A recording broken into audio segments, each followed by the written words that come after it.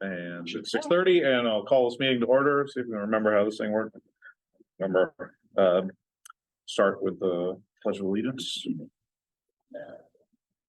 Pledge allegiance to the flag of the United States of America and to the republic for which it stands, one nation, under God, indivisible, with liberty and justice for all. Welcome back, everyone. I know summer is nigh and the start of school, so we'll start with comments from the audience. Is there anyone out in the audience tonight who would like to make a comment? Hearing none. Do we have any additions to the agenda? We do not. Okay, on to routine business items and the approval of minutes. Like a motion to approve the minutes of the June 8, 2023 Board of Education business meeting. So moved.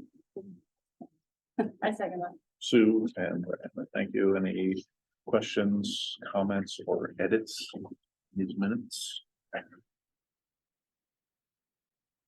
Hearing none, all those in favor of the motion, please say aye. Aye. Anyone opposed or abstaining? I'm abstaining. Right.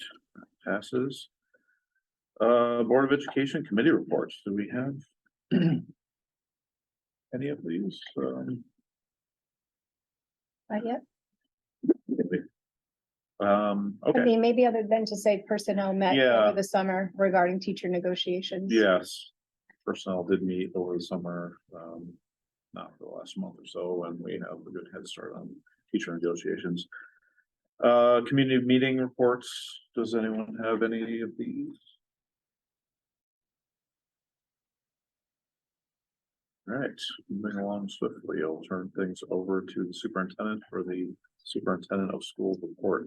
Okay, good evening, everybody. It's nice to see you all in person. So I'm going to start with a facilities update. So our custodial staff have been very busy this summer, cleaning and waxing all the rooms and hallways. Part of our routine maintenance also included areas that were stripped and waxed, or the music wing at BCS and the art hallway at BHS. Maintenance was busy with a lot of minor repairs of lights, plumbing, fixing cabinetry in some of the classrooms, fixing screens and windows, relocating some ViewSonic boards, wall patching, painting, line lubrication, all part of our district maintenance plan. Cleaning the drains in the art room, as well as replacement of ceiling fans in the gym and replacement of the fire curtain, finally, at BCS. And tree trimming and striping of the lines in the BHS parking lots. Big thank you that I want to make you aware of goes out to the Girl Scouts and Jessica Phillips, who did an amazing job freshening up the planting beds in front of the BCS elementary wing and the sign out front. And lastly, a huge thank you to John and his crew for all the amazing work that they accomplished this summer. Any questions about facilities? All right, moving on to a staffing update. So we are currently fully staffed in terms of certified staff. We have positions that are still not filled, however, unfortunately, which include an EL tutor and 2 special education paraprofessionals. I'd like to thank our administrators and our teachers who came in and participated over the summer in interview committees. And I would like to introduce our following new staff. So we have 4 new staff members at Bolton Center School: Tyler Aldieri, grade 4, Haley Andros, grade 6, Callie Danhauser, school psychologist, and Ariel Fields, grade 8. At Bolton High School, we'd like to welcome Peter Kazuda, science, Irina Lavrook in math, and Kelly Reyes in world language, and district-wide social worker Jessica Tardif. So another piece that I would like to share with you with regards to staffing is about our kindergarten enrollment this year. We are currently at 38 students. You may recall this has happened in years past when we had a lower than expected enrollment in kindergarten. We ran 2 sections for that 1 year and moved a teacher to better meet other student needs, which we are going to be doing this year as well. So we're going to be using that teaching position in a math coaching capacity with teachers as well as math intervention for students to meet the needs of all of our students, as well as those who need additional support in mathematics due to the result of COVID learning loss. The other thing I want to make you aware of about kindergarten is this. This past spring, the legislature passed a new law, which will go into effect for next school year, in which children must be 5 by September 1st. Currently in Connecticut, you can turn 5 by January 1st and register for kindergarten. So we anticipate potentially that we may have a lower enrollment again next year, again, possibly, and likely an even higher jump the following year. So it may be that we may be looking at this math coaching position for a 2-year period, which wouldn't be a bad thing for kids. I think it would be a great thing for kids, especially with math learning loss and what we're trying to do to try to make sure that we get kids shored up with mathematics. But I just wanted to make you aware of that factor. And we're already seeing an uptick in an interest in potentially for preschool. So that also becomes another factor for us as well. I also want to make you aware that we will no longer, at least as of right now, have an athletic trainer for our athletes through integrated rehabilitation services.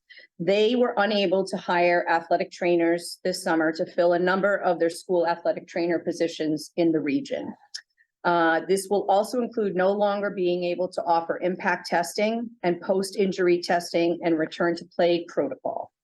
Parents will now be responsible for return to play through their child's pediatrician, which was done in the past prior to us having an athletic trainer. However, we took some initiative and we posted for a part-time athletic trainer, which would be an employee of the Bolton Public Schools, in the hopes that maybe we can at least shore up that piece. We don't have any nibbles yet, but if you know of anybody, I would encourage them to apply. Any questions, Sri? Any of that? There's no impact on the budget, right, from the new positions? Budget. It's a wash, basically. Budget neutral, correct. Yep.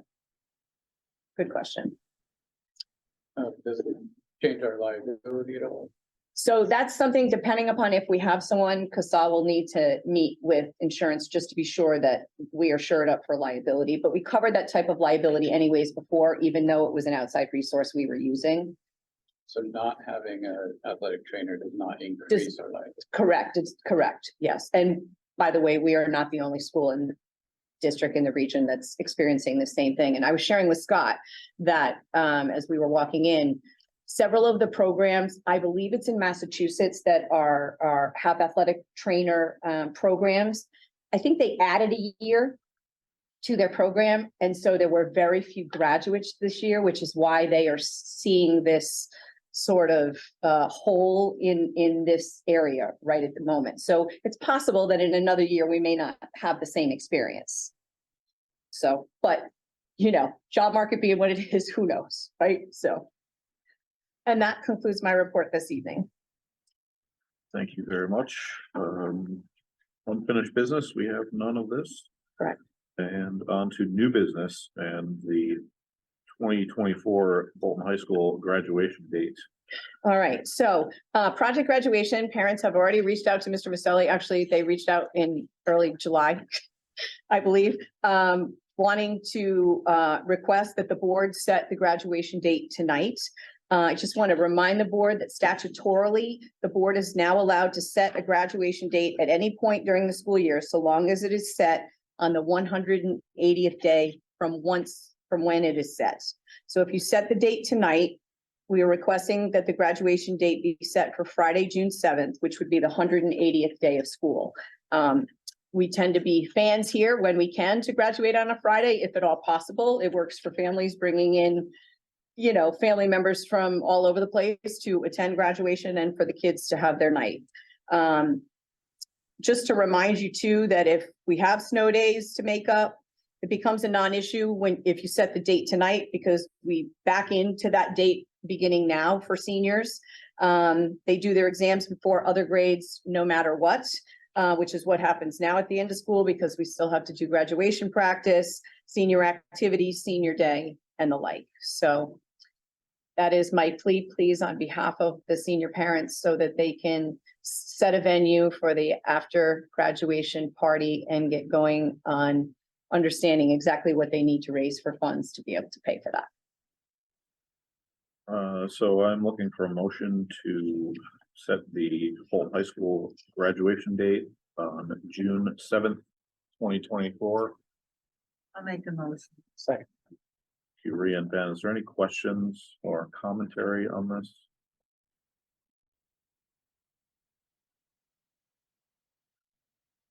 Hearing none, all those in favor of the motion, please say aye. Aye. Anyone opposed?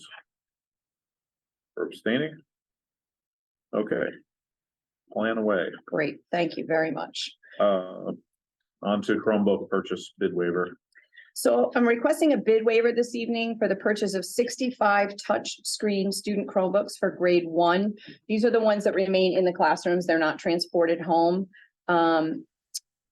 I just want to remind you that we would be using the interlocal purchasing system again, which is the same system we used in the springtime, which is a national purchasing cooperative open to governmental agencies, higher ed, city or county government. And we are recommending awarding it to IT Savvy, which was the lowest vendor coming in to meet our needs at $25,415.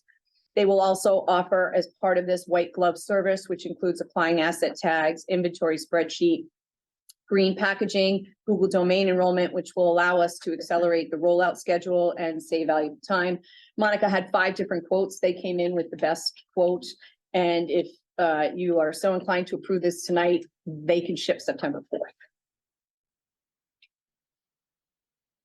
All right, so we are looking for a motion to approve bid waiver for Chromebook purchase 65 touchscreen Chromebooks. So moved. A second. Sue and Rhea, do we have any questions or comments about this motion? Is this the same vendor that serviced us last spring or? No, actually, it's a different vendor. Yep.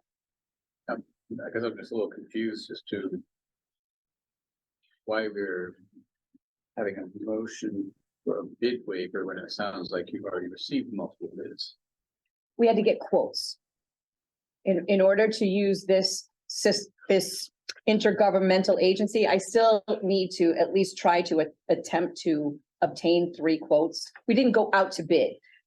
This group, it's like they go out to bid on our behalf because they're allowed to do that and we're allowed to use them as a governmental agency. So legally bids are different from quotes. So No, the same thing. That's just the loophole. Well, Yes. yes and no. So yes, when, like, for example, when we went out to bid for the fire curtain, we have to put a complete bid spec together. We have to use the attorney. It goes out. We have to open bids at a certain time, at a certain place. Through this agency, they put it out. It comes to the agency. We're not the hiring in the middle. correct. Yes, we're going through the middleman. The middleman takes care of putting out the bids and receiving quotes. Okay, so we're waiving our own bid process. Correct. Correct. Yes, in order to use this agency, which we're allowed to use. Okay, thank you. Yep. Sorry, I didn't make that clearer. I tried. Thank you, Scott. Any other questions or comments? I'm just curious what this middleman, what's that? That, I'm assuming they don't work for free. What fee for this agency? This governmental agency? No, it's just the contract that we use for pricing. We don't have to pay an additional fee. Okay. Which is great. It allows them to get better pricing than we could get on our own. Thank you, Monica. So we're not hiring the middleman, we are utilizing. the Utilizing service this. Of a middleman. Correct. It's not, it's similar when we did the parking lot. Correct. At BCS, we were able to go to a government agency that Agency. are already pre-qualified and already had set pricing from that various vendors. Correct. It's a similar thing to that. Any other questions or comments? Are we replacing touchscreens or just all brand new? This is part of the replacement cycle, so these will be brand new ones that will then stay there for 3 or 4 years. 4 years in first grade. Have we looked at leasing options? Leasing, it doesn't make sense to do for Chromebooks because they're so inexpensive to begin with. So this is Better to the buy. full balance of our replacement cycle Correct. for this year. Correct. And it's possible, we may be buying some more in the spring like we did this year because we're in that type of cycle, but yes, because we still have money allotted in the budget for additional replacements later on this year. Anyone else? All those in favor of the motion, please say aye. Aye. Anyone opposed? Abstaining? Motion passes. Thank you. Two policies. We have a number of first read policies. Who would like to walk us through the changes? So would you like me to speak to this? Okay.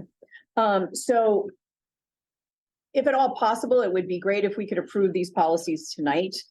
These policy revisions are a result of Connecticut and or federal law changes. They include necessary revisions based on statutory or regulatory changes, citation updates, and best practices. So for the non-discrimination policy, can you hang on 1 second? I'll give you this after. Okay. We have revised this policy revision to add definitions of discrimination and harassment and include examples of the types of conduct that may be considered protected class harassment prohibited by the policy. These revisions are designed to provide guidance to districts in determining whether conduct in question constitutes discrimination or harassment. Further, it adds domestic violence victims as a protected class under Connecticut's anti-discrimination laws. And then 4112.5, effective January 1st of 2023, the definition of erased records has been expanded. It now requires employment applications that contain a question concerning the criminal history of the applicant also contain a specific notice in clear and conspicuous language. There's also revisions to reflect gender neutral language. 4152.6 provides additional details regarding eligibility for and administration of leave consistent with FMLA and applicable state law. 4118, non-discrimination for employees, adds definition of discrimination and harassment to include examples of the types of conduct that may be considered protected class harassment prohibited by the policy. This further adds domestic violence victims as a protected class as well. 5131.9, the bullying prevention and intervention policy. Revise this policy in the Model Safe School Climate Plan to add definitions of discrimination and harassment. And also clarifies that the policy is applicable to both school and alternative school programs operated by a Board of Education.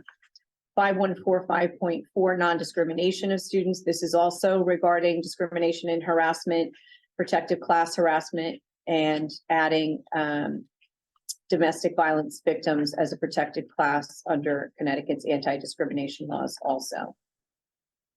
They also updated the regulations and complaint procedures consistent with a recently issued resolution from the U.S. Department of Education Office of Civil Rights regarding the school district's obligations to ensure that students are not subjected to a hostile environment on the basis of a protected class. 5113, student attendance, truancy, and chronic absenteeism. Back in 2021, actually, the Connecticut legislature directed the State Board of Ed to amend its definition of excused and unexcused absences as they relate to student attendance during remote learning. In the fall of 22, the State Board of Ed responded to this mandate by revisiting its definition of inattendance. So these model regulations reflect this new definition. 5131, student discipline, adds the definition of protected class harassment and clarifies that protected class harassment is an offense that may lead to disciplinary action. Further, pursuant to changes in Connecticut law regarding the legalization of cannabis under certain circumstances, there's clarification that the sale or distribution of less than 1 kilogram of cannabis is not subject to mandatory expulsion pursuant to Connecticut General Statutes 10-233D. And lastly, under 6146.1, weighted grading and calculation of grade point averages. We had done some work with this policy previously. It was new last year, but now there are some additions that had to be added based on some changes that were made through the Regents of Higher Education to establish the Connecticut Automatic Admissions Program.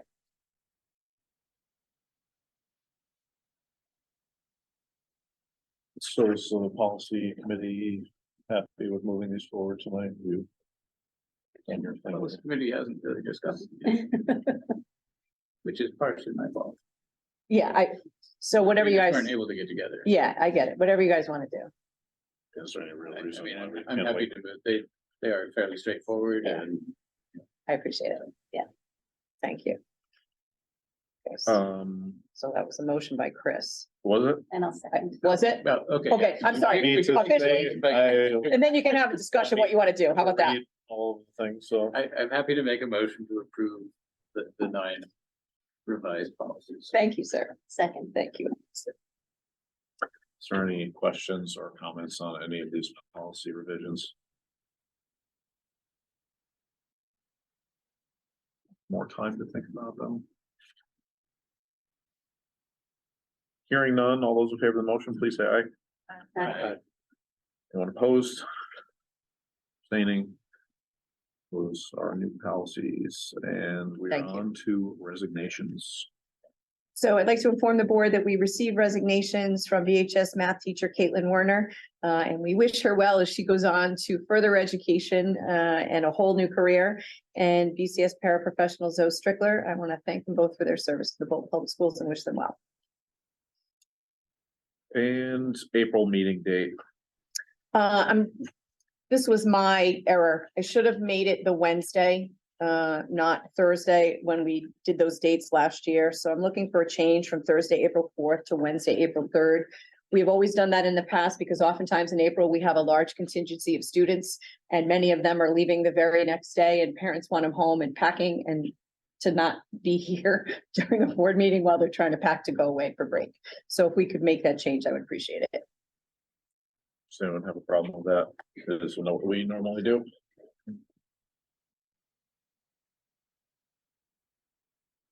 No one has a problem with that.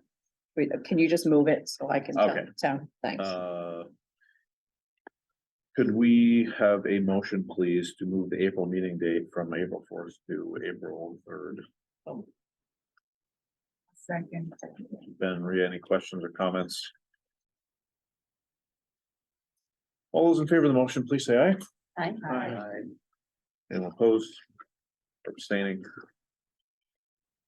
The ever popular future business, don't have any. And now, I'm looking for a motion to go into executive session to discuss the superintendent's goals and also to invite the superintendent. Make a motion to go into executive session. Second. You, Ben, Diana. Any questions or comments? All those in favor of the motion, please say aye. Right. Anyone opposed? Abstaining?